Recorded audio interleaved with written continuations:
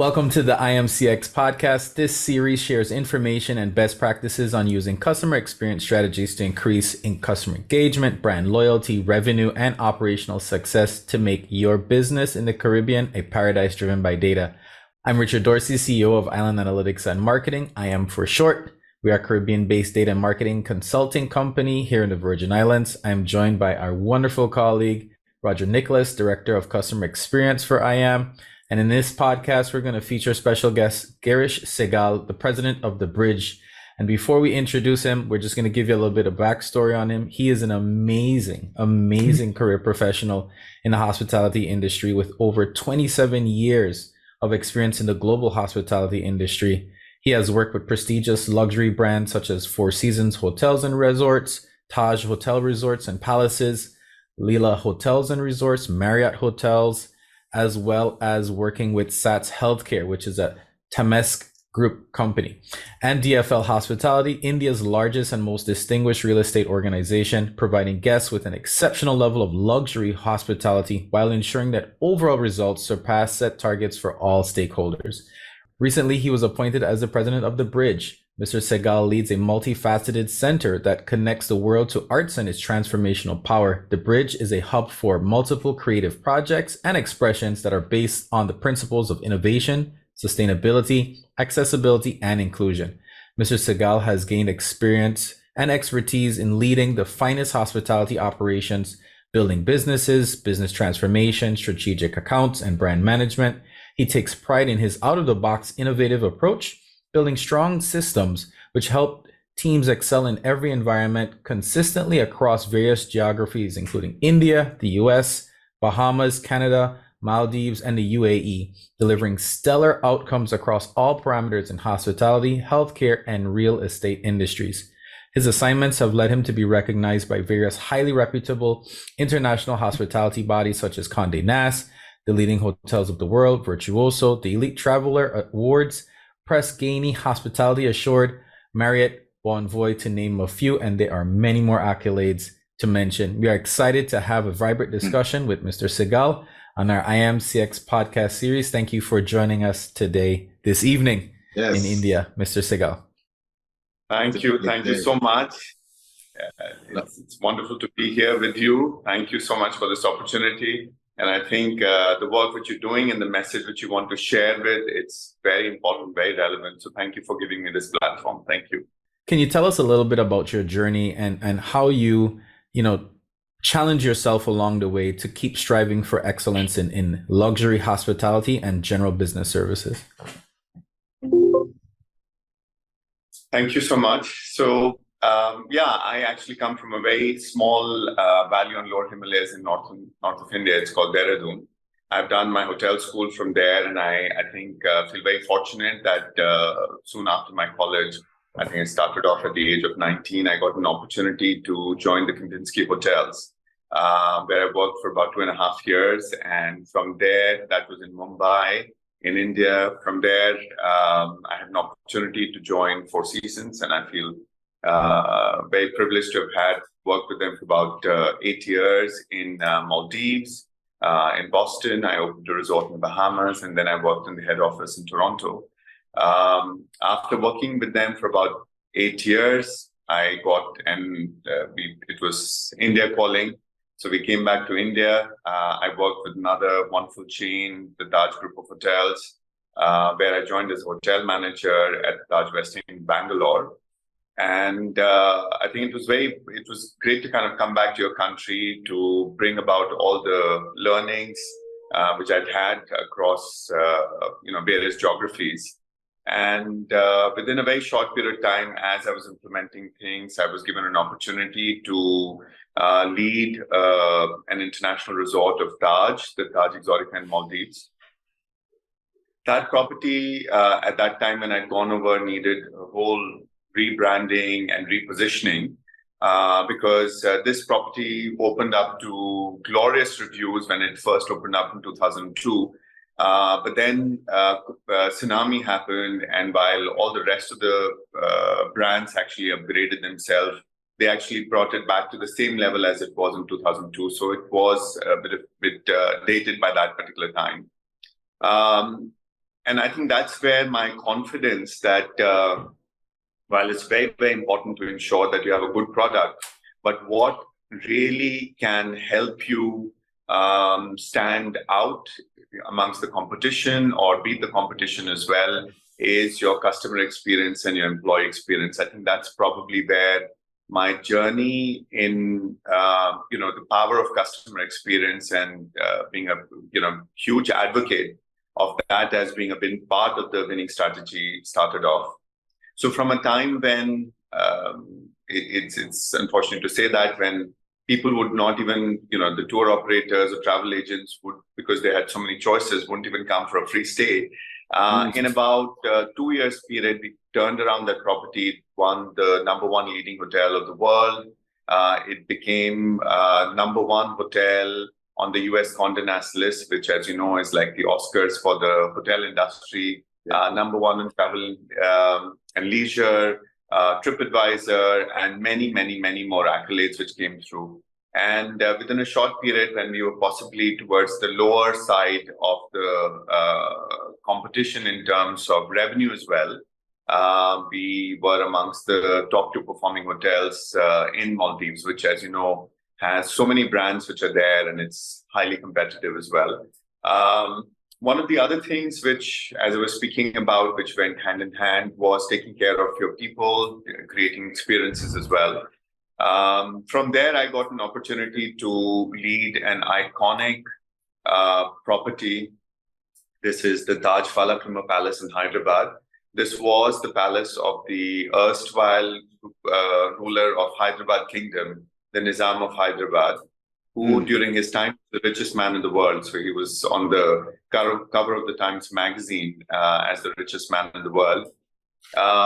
Again, in that particular place, when I took over, it was running single-digit occupancies. It was a very opulent palace, but it wasn't something which was in the tourism circuit. And again, I think this goes on to prove that if you create great experiences for your customers, they will travel far and wide to come up to you as well. Yes. So from a time when we hardly had any people coming through, I had quite a lot of industry stalwarts who also called it the white elephant, which possibly would never make revenue or money because it was so far away from the traditional golden triangle of India, of Agra, Rajasthan, Delhi, or Kerala, or Goa, which were the popular destinations. We worked over with experiences, and the average stay was 0.7 nights, because a lot of time people would just come over to see it as a museum, have lunch, and kind of walk away. And it's really stunning. So from that period, I worked there for about 4 years. It became we got shortlisted for the Virtuoso Hotel of the Year award. We won again all the ratings from TripAdvisor, Condé Nast. For the first time, an Indian, I wouldn't say Indian restaurant, but a restaurant in India was featured on the top 100 best restaurants list in the world as well. And yeah, so and from where we would possibly look for that solitary visitor who'd come over, and the entire palace would come over to welcome that person. We had sold out situations. We had our average room rate shoot up to be better and higher than the palaces in Rajasthan, which were, much more established as well. And the average length of stay went up to about 8 nights. So there were so many experiences. 1 second, Girish. Did you say so? From 0.7 nights to 8 nights? To 8 nights. That's wow. Amazing. I want to dive into that some, if you don't mind me cutting you off a little bit there. But sure. Because you've given us a lot to unpack, and I want to make sure we could at least get it in the time that we have. I'm sure we won't, but we'll do our best. So the thing that I'm most excited by is hearing about the hotel situation where you took them from not even being recognized as a top hotel to the top hotel within 2 years. That I want to spend a bit of time there. So kind of give us, what was the baseline what were the reasons you feel that at baseline, that location or that resort was not performing the way it needed to perform? And then the second part of that question is, what tactics did you use to get it from where it was to top performing location? So I think, obviously it's easiest for us to say what is wrong with the product or location or what disadvantages which we have, and you can, very easily possibly give up hope or accept the situation as is. So if I speak about Maldives, obviously people come for solitude. Yes. Unfortunately, with the increasing traffic situation, we were very close to Malé Airport. But that also ensured that we were in the direct flight path. So constantly having planes landing, and there are obviously large planes and landing very close by, was a big disturbance. But I think over a period of time, and I think this has been my strategy going through for my own self, for my team, and for my organization wherever I work through as well, because there's very little which you can do about weaknesses. So what I worked along with the team was to focus on our strengths. So we had the largest lagoon in the world. You could get off after a very long flight, and within 15 minutes of a boat ride, you could reach over to your island rather than having to wait and kind of take another flight and go off to a far off place. There was good assurance on, reaching out to in case of a medical emergency, and many more. And obviously we made a lot of focus on the cuisine at the resort, experiences at the resort, and the connect at the resort as well, which really made people kind of come back for all of those and ignore possibly that plane which went above the head every 15 minutes. So I think that's where if I speak about that, and again going back into Hyderabad, the palace as well, because obviously it was, made almost about 130 years old. At that time, city was somewhere else. So now it was, first of all, not in the entire tourism circuit. It was in a far-off place. And again, a lot of tour operators, everyone said that, Girish, people don't want to come over to just one place so far off. They would, if they come to Jaipur or, then they can go to this nearby sanctuary and here and there, and there's nothing close to Hyderabad. So we created a lot of experiences within the palace and within the Hyderabad city as well. And it was part of the old city. It was not close to the business district. It was not close to, major attractions or any of that sort. And plus it was very crowded as well. So we turned around that whole situation again, we worked on cuisine, we worked on experiences, we worked on the history, we worked on bringing some of the rich culture of Hyderabad into the palace. So right from jewelry to cuisine to the perfumery to arts and crafts and all as well, because this was about spread over 56 acres. So we had a lot of space as well. So we worked over restoring some of the ruins within the palace. So there was a lot of work which happened there. Wow. Wow. Go ahead, Rod. That's amazing, because and why I wanted to hear you go through that story, Girish, is that for us in the Caribbean, while we have great assets, for some reason we're not leveraging it the way in an optimal way. I know especially say for Trinidad and Tobago, we have a lot to offer.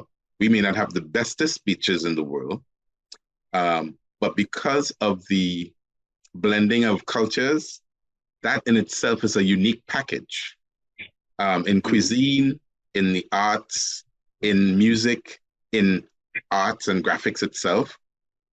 And so right now we are siloed in the way we present those things. So for instance, we may have things around Eid, and we may have things around Christmas, and we may have things around Carnival, and we may have things around Tobago's Heritage Festival, but they haven't historically been customized to do what you just described, which is okay, this is a place that is at the end of the Caribbean archipelago.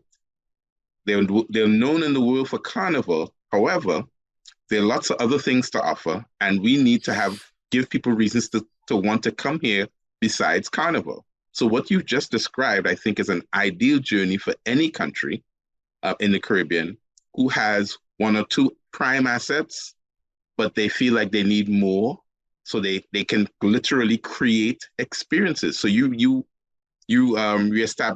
renovated ruins, you added perfumeries, you added arts and crafts, you added things in such a way that it would become a luxury destination that people would want to experience. And I think that mindset would make a real difference. So I really appreciate you sharing that. Richard, did you have a question? Just to add on to that, Roger, what we spoke about, because sometimes you may not have all of that as well, but what we always have is people and their homes. So what we also did was taking our guests and visitors over into homes. Again, there are people who have those old, beautiful homes, and unfortunately, with no proper income, sometimes they end up kind of demolishing it to give it to builders to build new flats and whatever apartments. Yes. So we found those homes, and we spoke to them that, this is what we want to bring over our residents. This is what is called the afternoon tea. Can we do something like this? Could we do something of a meal in your home while you speak about the stories of the place which you have, do a bit of a tour of that place as well. And that became a huge hit.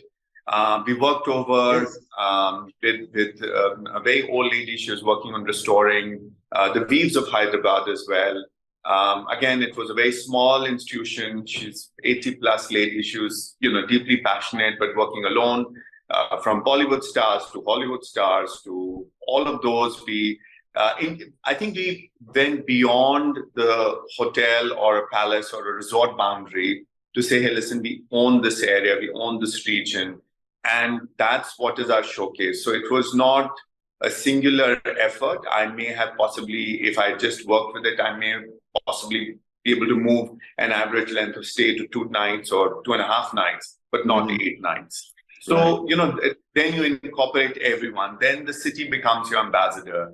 Everyone benefits from it. I think that's something which really helped for us. Yeah, so I was going to ask, it sounds you not only transformed the hotel, you transformed the region. What did that mean for the customer? How were you able to either track or monitor their transition as you see new and maybe returning guests to that region? Yeah. So I think it was, first of all, people really appreciate it because while, again, in your country as well, if people have been used to going over to a particular city or a resort, how many times do they come back to the same place, So the moment you add another destination, the country benefits. Obviously, the city benefits as well.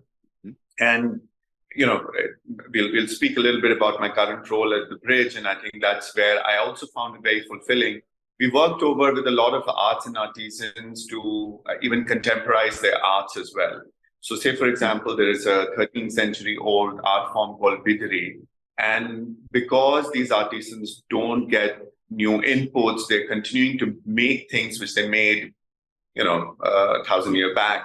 So we worked over and say, hey, listen, today, if you want this art to survive, could you do possibly cufflinks out of it?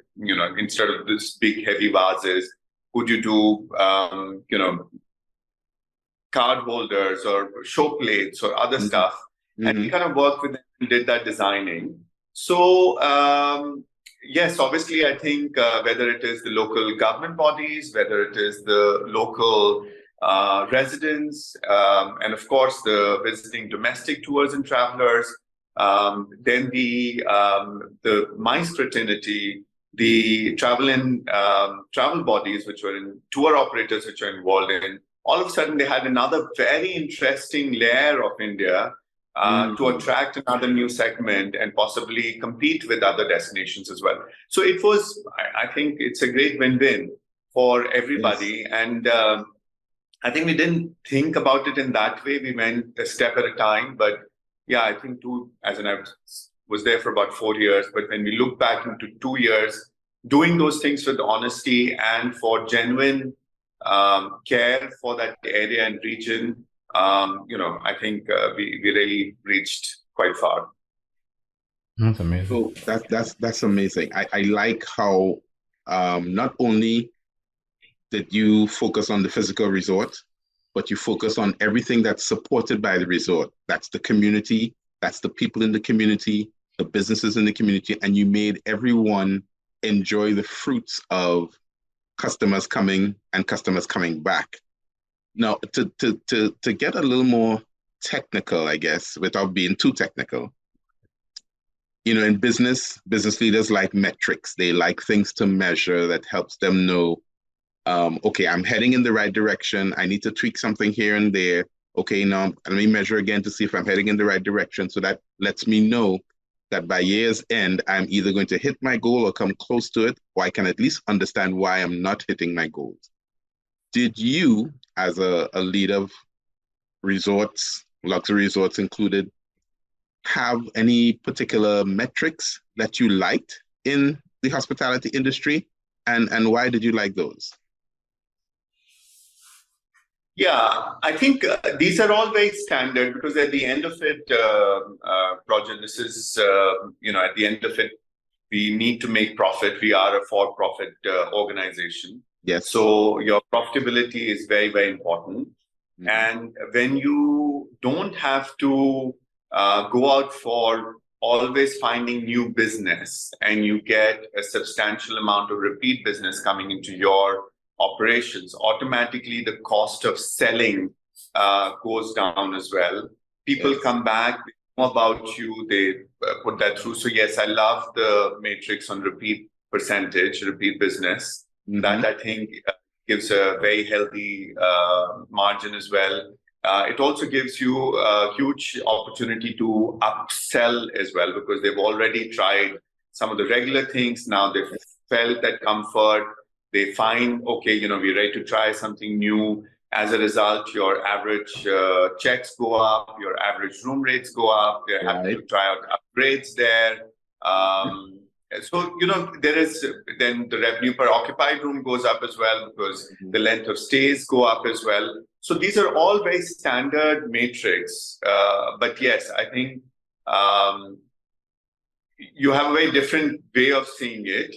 You can keep spreading yourself and looking for new and new markets, or ensure that they become your loyal customers who not only come back, but also give you a lot of referral and word of mouth publicity as well. So those are some of the things. And today, everyone checks TripAdvisors and all of the comments and social media feeds and all. Mm-hmm. And all of the people are, great ambassadors when they write something about you with pictures and everything else. So, again, we would say the Net Promoter Score is also another measure.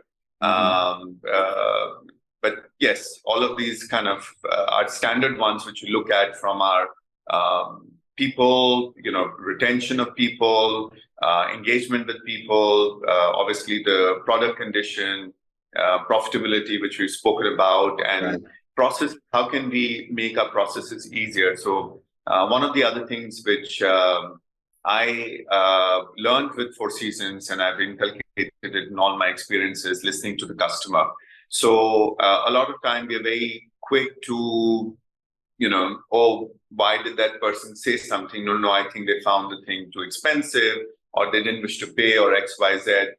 And that's when you kind of end that customer feedback. But one of the things which is the excellence model that says, you have to ask 5 questions why that particular thing happened. Yes. So every time, even if it's small feedback which comes over, why did that come through? Or, the customer wasn't very happy. Why wasn't they happy? They had to wait for a long time. Why did they have to wait for a long time? Oh, that section had an air conditioning failure, or the rooms weren't ready. Why were the not rooms ready? So I think you kind of understand a lot more if you just kind of discount it at the first half. So I think, I think that for me is also on top of my favorites, to encourage the team to capture entire feedback and for them not to feel that it is to penalize them, but it's a learning lesson. So I think creating that atmosphere where they're very happy to share, document,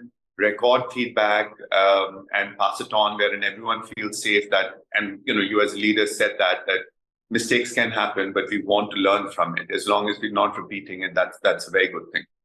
Now, I know So Richard as has you a mentioned, question. team. Yeah, Richard, I just want to highlight something Okay. he said, because it shouldn't be missed, right? I know you have a question. I'm sorry. So there's a lot that you said there, Girish, that in the formal world of customer experience, we have different jargons for it, but the things that you're measuring are the things that most businesses miss in the Caribbean. You talked about, well, at the end, you talked about when you get feedback from customers, not just looking at it as a complaint and ending it there, doing a root cause analysis as to why that they are giving that feedback, so that we can take action on changing the outcome, the feedback that we got if we didn't like the feedback. So if it was negative feedback, we want to find out why, find out where we can fix it, who's responsible, get it fixed, and then measure again to make sure that it's been fixed, right? So you mentioned that. You mentioned looking at length of stay and the things that affect length of stay. You looked at Net Promoter Score, NPS, so you're getting a loyalty feedback. You looked at who's referring and how often they refer. You looked at what retail might call average basket size. You would be calling the average cost of stay for the room stay. The expense, the average revenue. The average revenue per stay. From stay. Right. Yeah. And then the big one that you mentioned, I saved this one for last specifically. You talked about retention. Your focus is so much on making sure that your current customers feel so welcomed, appreciated, and that their experience is seamless, that you're now creating an environment where they are coming back, right? They're returning. They're looking to upgrade their experience, and they're offering you referrals. You've just packaged, in layman's terms, everything we need to understand in business in the Caribbean and how intentional that needs to be in order for it to work. So thank you so much for sharing that. That's just from your experience. Richard, I know, sorry about that, but I needed to highlight that for our audience. No, definitely. And I wanted to, sorry, Richard, I also wanted to mention, sorry, it slipped my mind. Go ahead, Richard, your question. Yeah, so what I was saying is, you mentioned team. As we know, in the hospitality industry, your team is the most important asset that you have. While the ambience and the resources of the environment are beautiful, it's that customer service, it's that customer experience. How does the luxury hotel industry value the employee experience?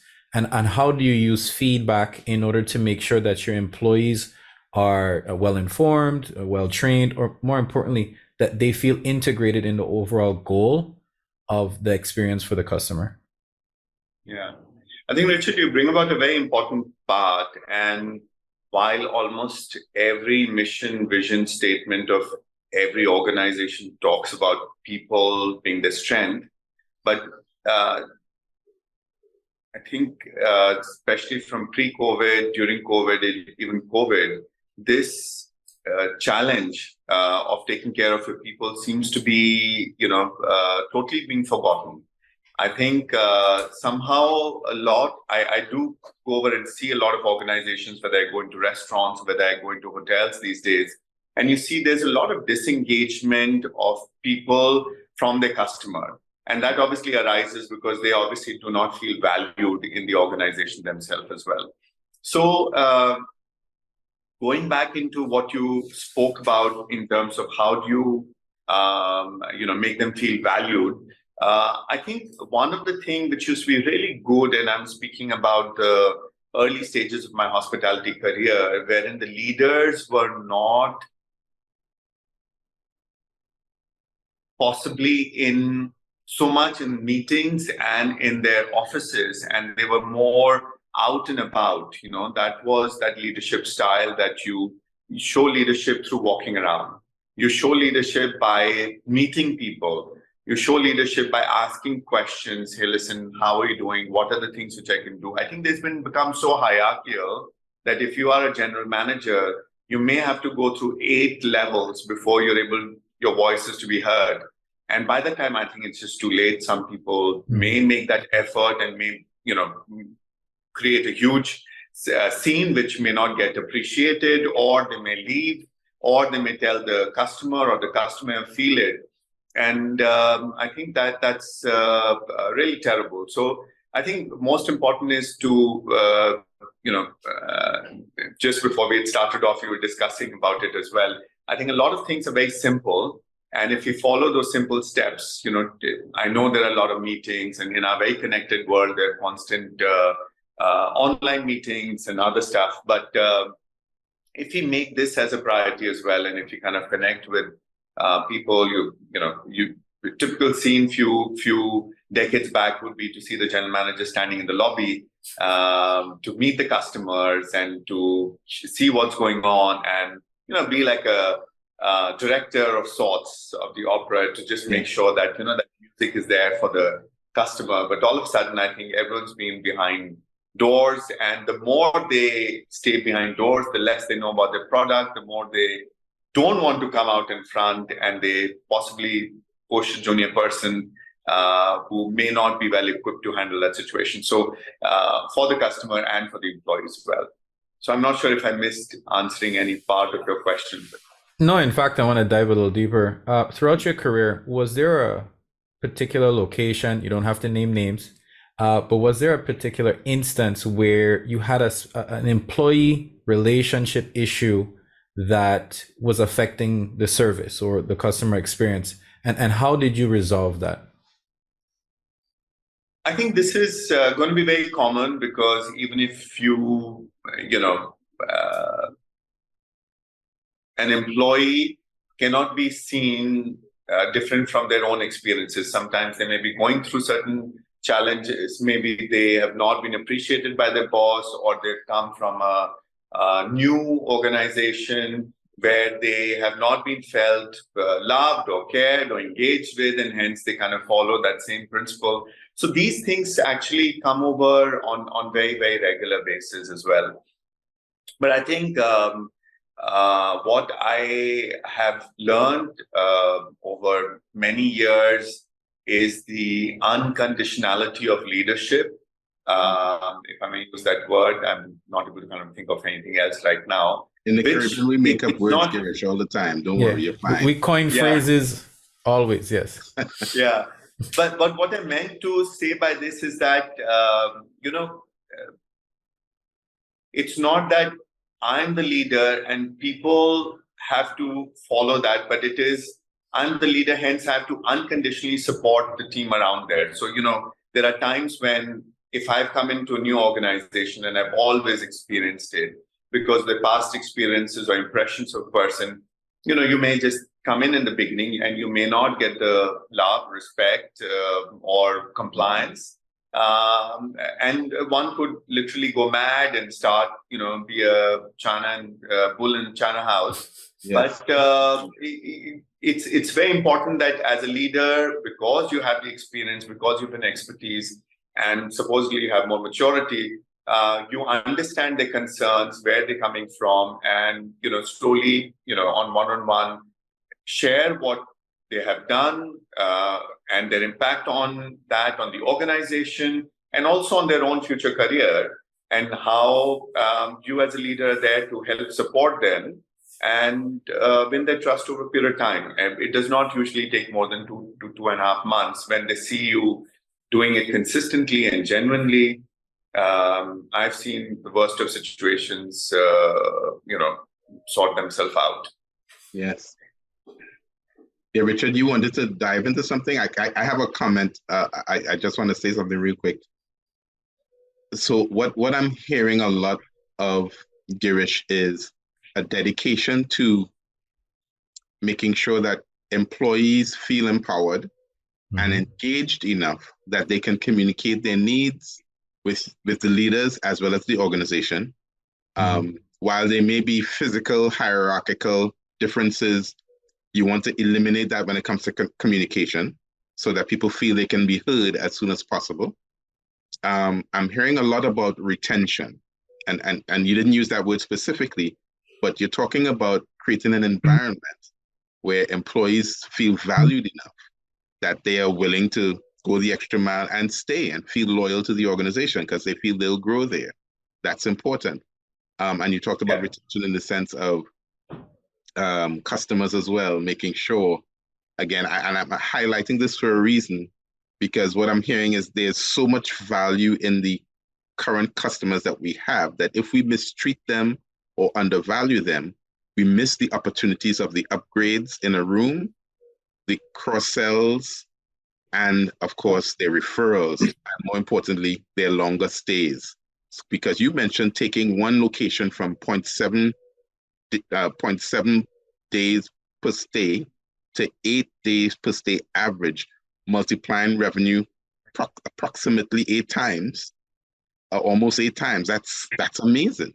Per visitor. So that's how we need to be thinking about business, regardless of whether you're in hospitality or business in general. Is our customers are valuable. Listen to them, go beyond the complaint, get to the root cause, treat them in a way that they want to stay longer, and tell their friends. So thank you for sharing that.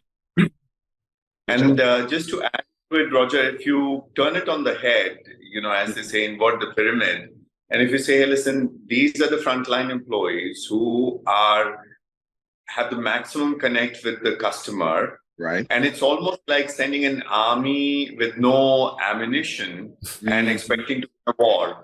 So, if you see it from that perspective, I think you will get more of patience in dealing with it, because at the end of it, you're valued for those results. And to achieve those results, you do have this army and they're fighting for you. It's the other way around. I think they are going to make you a successful leader rather than us thinking, I'm going to turn around this person's career. Because if you don't take care of them, there are so many avenues today. And talent has so many options, and as much as even starting their own business as well. So I think somewhere that mindset has to change. But a lot of time, I think people struggle to reach up to that level, and they think, I'm a general manager now. I expect loyalty, I expect obedience, I want allegiance, without possibly having to do all of those or winning those as well. Eventually, it all comes up. I've seen so much of love from my team members. It does come up. I saw pictures of your send-off. That was amazing. That was amazing. Yeah. So Richard? I was going to say, so you're talking about general managers, you're talking about the C-suite individuals. How do you encourage them to kind of, integrate, customer experience, employee experience? What are those, closed door conversations like with your colleagues to help them understand the mindset that you've crafted at the different locations that you've been in? How do you kind of lead that conversation with them? Good question. Yeah. So, again, I think it is also, we have to see that a lot of team members are coming into operations possibly ill-equipped.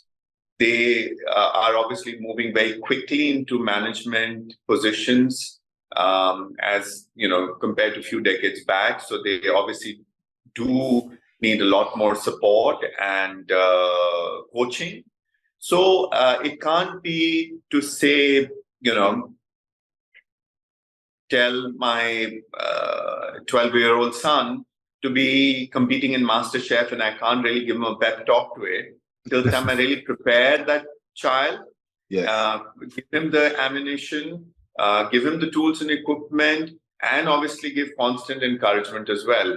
And so it's not going to be a very sudden thing as well. I think what we do is, hey, listen, this is the objective, this is the journey. What are some of the things which you can do today to be better than yesterday?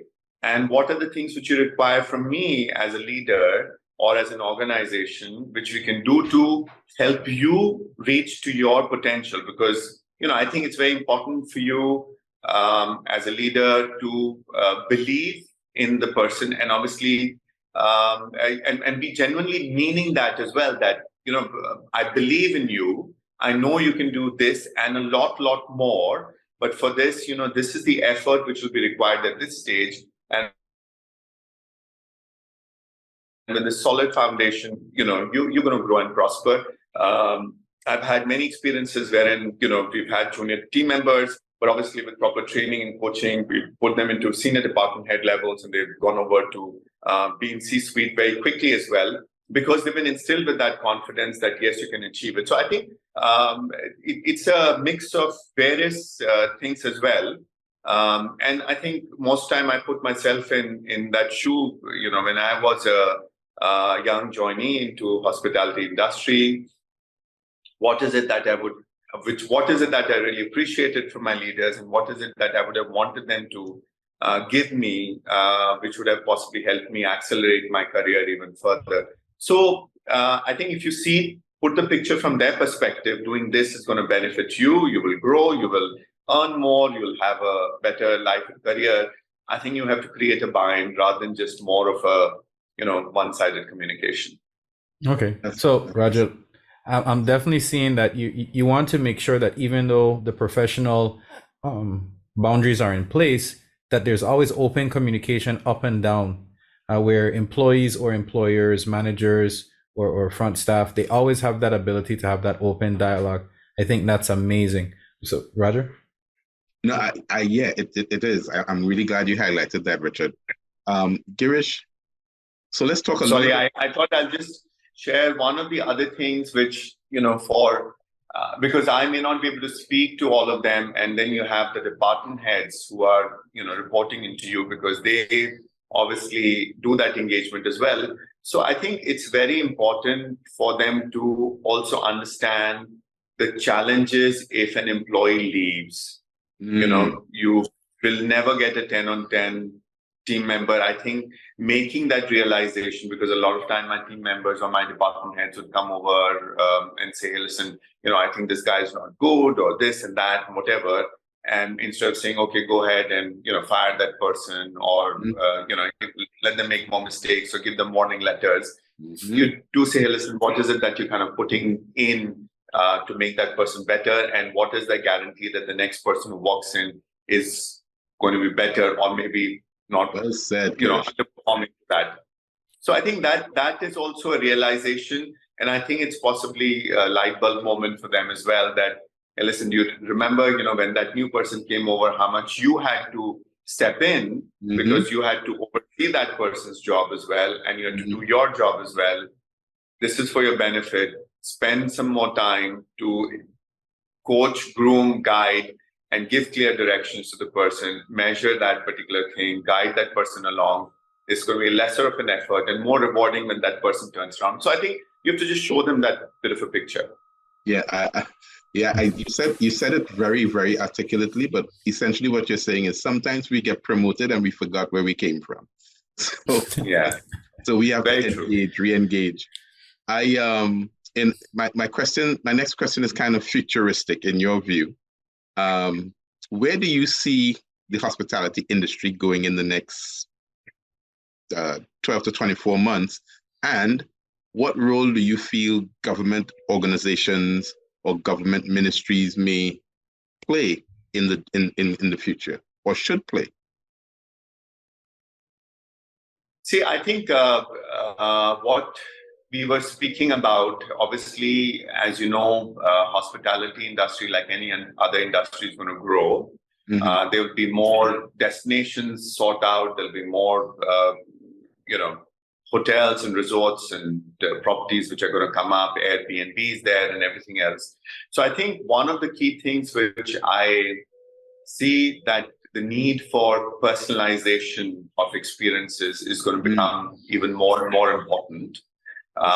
Knowing your customer and having a customized experience for them rather than, the same buffets for everybody. If you know that this is a period you get more Americans or more Caribbean or more domestic or more English or European or Indians coming over, that quick change which has to kind of really come across in your service delivery, where you have to kind of move rather than thinking, 10 years back, we used to only have 14-nighter English people or Germans who used to come over. So that's our customization. Today, Chinese are coming, Indians are coming, and there's so many others. And we may not have understood that. So I think one is obviously that larger demography, but also I think personalization of every person. So understanding if somebody is giving you those clues, teaching your staff to listen to those clues and say, if somebody says, our Eid is coming up, or I'm fasting, or, I'm here to celebrate Diwali, or I'm here to, celebrate our 10th anniversary. So I think those kind of things, will become more and more important, and that will become a big differentiator between which hotels earn the highest average room rates, get repeat business, or stand out. So I think that it will definitely be there. And then we obviously have a lot of young travelers which are coming into our system as well, who may not want contact. So I think the other thing which I have seen and I'm seeing, and I actually personally want as well, is that some of the unnecessary engagements which delay, like standing in queue for signing in and other stuff. So I think contactless delivery of service, giving a person an option when you use technology and you kind of go up to your room seamlessly when you're tired, or after a long flight, you don't want to be seen, you're not shaved, not ready, or whatever. So I think that, and obviously COVID has really pushed that aspect as well. So I think hospitality really needs to kind of work on contactless service as well. And one of the other things, I'm not saying 12 to 24, but I think it's going to go more and more, is on hotels not to be seen as high guzzlers of energy. So I think sustainability is something which is very important for hotels to be seen responsible. That's something which is very important. So that and I think we thought we had one wave of COVID, and COVID seems to keep coming back in different names. So focus on health, safety, hygiene, cleanliness. I definitely feel that would be another big area that people would want to see. If they're going into the gyms, they would want to see that there is some cleaning protocols and other things as well, which we need to kind of put through. And these days there's so many gadgets which come over to see if there are germs on the table or the glasses not clean. So I think people are a lot more aware and a lot more paranoid about it. So I think focus on health and safety. The other thing is, a couple of other things which come to my mind, is that you can't be just presence on only one channel. So being present on all and many more channels which are coming on social media. I see a lot of hotels have a social media page, but they really don't know how to engage. So I think even general managers understanding the power of social media and ensuring that their hotel is present on all avenues, because there's so many of them, and then obviously embracing technology. I think I spoke about it in one of my posts before, Roger, where I was saying that redundant jobs, which are, because we say talent is scarce, there's very high turnover and everything else as well. I think seeing where redundant jobs are there, like back offices, get those automated, or possibly give it to a third party so that your employees get to do things which matter the most for the business, which is taking care of the customer. And as a result, obviously, these hospitality guys are not come there to be accountants or clerks. They feel most engaged if they're taking care of people. So I think that are some of the things which immediately come to my mind. So Roger, I know you're gonna summarize it real quick, but I want to touch on that. So personalization and ease of use of technology, you separated them, but they were maybe your first 2 points. Do you see those being a little bit more combined in together, such as Yeah. technology, the ease of access being also a tool that's aided by the personalization. So, experiences really Seamlessness. tracking their customer, exactly, understanding what are the more granular details of their stay. Do you see that a little synergy in those two specifically? Yeah. So again, Richard, I think they're all very combined. Say, for example, you have a hotel app or your organization app wherein you book your stay, you're active on certain things, you see all of that as well. You may not be told in another hotel that you like red wine of Napa Valley, or you like soft pillows, or you like your bed turned down on so and so side. Sometimes, especially if it's for a chain, if they've shared it in one place, if they have to repeat it in every 15 destinations which they're patronizing, I think it can be a bit of a kind of a make the customer not very happy because they feel that their voice is not kind of heard as well. Mhm. So personalization, yes, it requires a lot of use of technology, requires a lot of use of being present on various channels and you being able to track that. And I think these are there. But I think most importantly, I forgot, as we were speaking, I came to my mind, is also consistency in quality.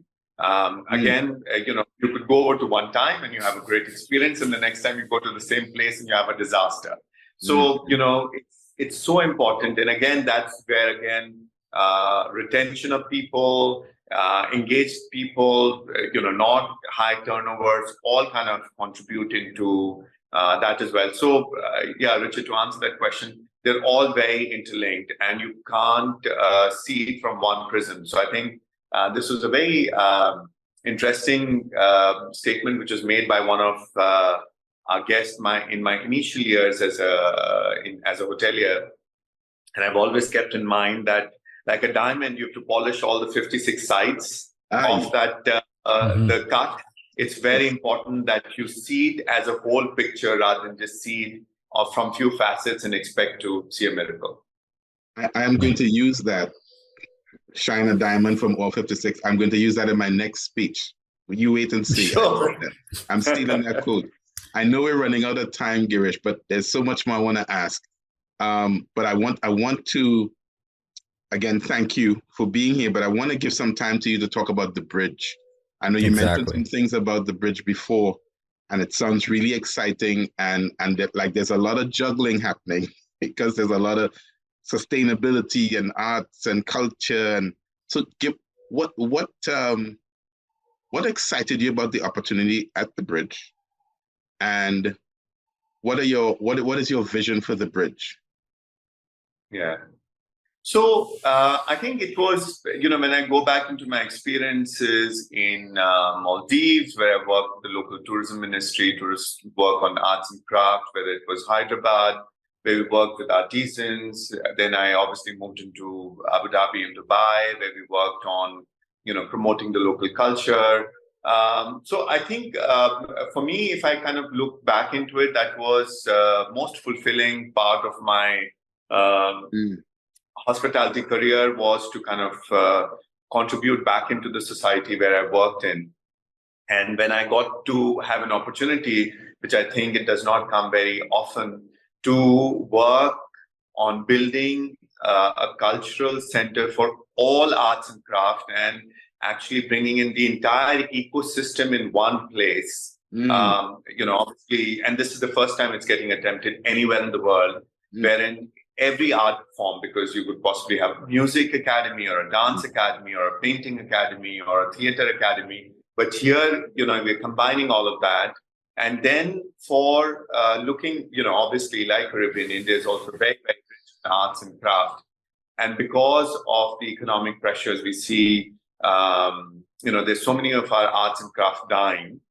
In fact, there's a study which said that we've lost in the last decade alone 30% of our arts and crafts and all, because the artists don't really have the skills to contemporize their art, and hence, we're losing most of that art as well, because there is no business coming through. So combining these century-old crafts bringing them in sync with technology, telling them how to make a business sense of it, having an incubator, combining future trends, bringing in the best institutions in the world to come over and teach programs from a one-day workshop to a PhD level that you could possibly do all in one site. I think it was extremely ambitious, this is the vision of our chairman, Mr. Sunil Munjal, who heads the Hero Enterprise. And we met socially and we started talking about it. And he said, what is it that you most enjoyed? And I think somehow that's where we kind of connected. So yes, and I think the other aspect is that it isn't just about art and culture, it's about sustainability as well. Yes. We are working on building a carbon neutral building, which is going to be the first of its size in the world.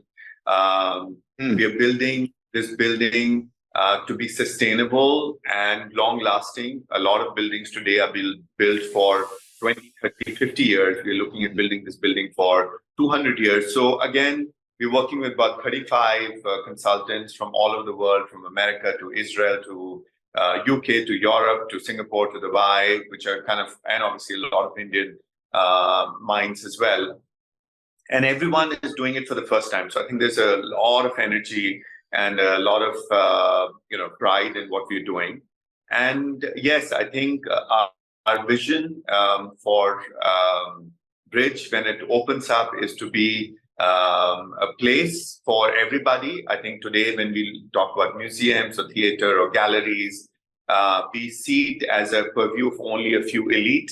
We want this to be a welcoming place, a place for conversations, a place for ideation, for anyone to feel welcomed. I think when we are kind of designing that brief, one of the biggest things which a lot of designers are trying to wrap their head around is that we want to create a welcoming experience. Anyone from a fruit seller off the street should feel very welcomed and be a part of that experience that any other person who would usually go to a theater or an art would come through as well.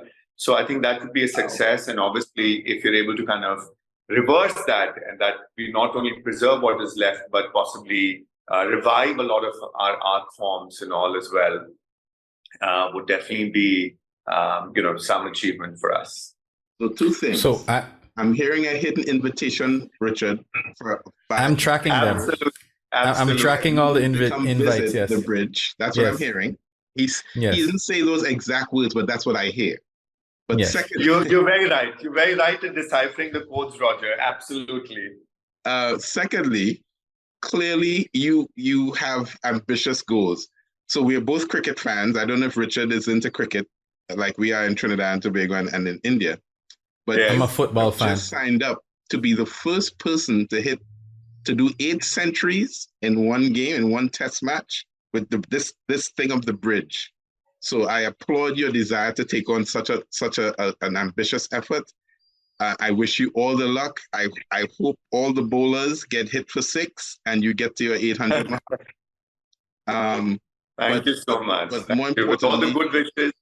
Yes, God is good. And but I think a lot of what you shared with your experience can be applied to smaller businesses and entities in the hospitality industry. And that's important because that's what makes up most of the businesses in both our cultures, the Caribbean as well as in India. We have a lot of smaller vendors, smaller hotels or bed and breakfasts that can leverage a lot of this and expand their visibility, their footprint, as well as their revenue. So thank you so much for sharing that. Richard, anything to add before I do the closeout? The closing? So I'm kind of going to go a little bit left to come back right. Girish, you are a master at the hospitality experience, but I am amazed that you went from hospitality to inspiration, which is art. So now you are now a master of inspirational experience, and that transition I know can just have a profound effect on your life and your family and your circle. So with Roger, I just wish you all the best. Please save us 2 VIP passes, so when you hear us coming, we can get the full experience and the tour. But I want to use your story to share with Caribbean individuals who sometimes feel dumbed down or limited because we live in a very small island or a small village, or we have a very small community, and at times a very small economic opportunity. Yes. That you can leverage this experience into something world defining and globally impactful. So I'm just thank you for sharing your story with us. And I hope every single person, whether you're Caribbean or non-Caribbean, that you see the potential once you cater to your colleagues, your staff, and your customers. Go ahead, Roger. Wow, yes. Girish Sehgal, thank you so much. We appreciate you. We send our prayers to you, your efforts. Bless your efforts and much success. Ladies and gentlemen, thank you so much for joining us on the IAM CX podcast. Today's topic was supposed to be the value of customer experience strategy in hospitality and tourism, but we got significantly more than that. And we have to thank Girish for that. Thank you so much to our guest. Our next podcast is going to focus on one of the things we talked about today, customer retention. Our guest is an expert at not only customer experience, but specifically managing churn and improving customer retention. So in any business, in any industry, in any size, you don't want to miss this episode. Absolutely tune in. Please take the opportunity to like and share what you've seen today. Share it with friends. You have access on YouTube, Facebook, as well as LinkedIn. Thank you so much for joining us on the IAM CX podcast. I am Roger Nicholas, our CEO, Richard Dorsey, and our exquisite guest, the Girish Sehgal. Thank you so much. God bless you. Thank you.